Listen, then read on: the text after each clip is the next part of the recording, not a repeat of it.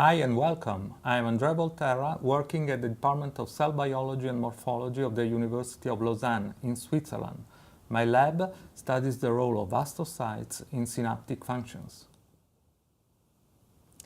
Myself and my PhD student Mirko Santello are going to show you our recent discovery that the cytokine TNFα is necessary for the induction of synaptic modulation by astrocytes.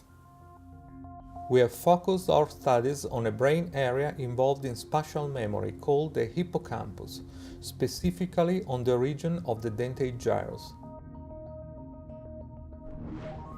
Here you see a forest of neurons communicating with an intricate network of synaptic connections.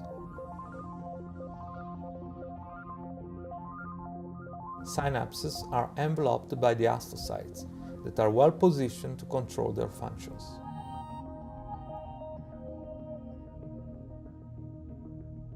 We previously found that the activation of particular ATP receptors in astrocytes, called P2Y1, results in elevations of astrocytic intracellular calcium, which leads to vesicular glutamate release from the astrocytes.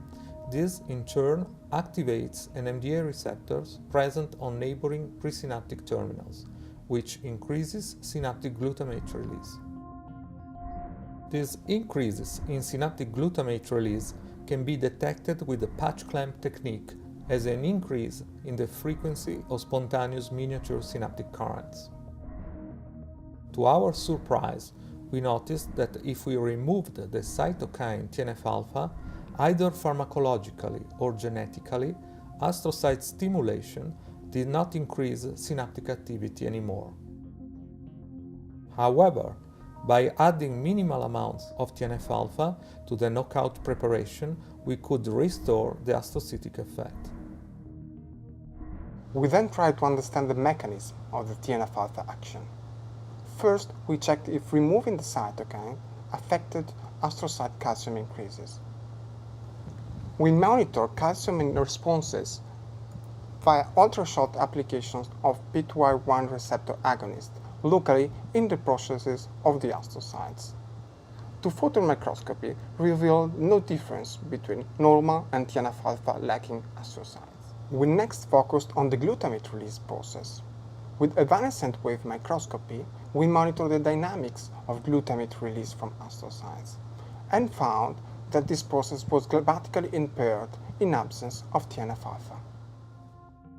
In spite of undergoing faster release upon stimulation, glutamatergic vesicles are released slowly because they are not docked to the cell membrane.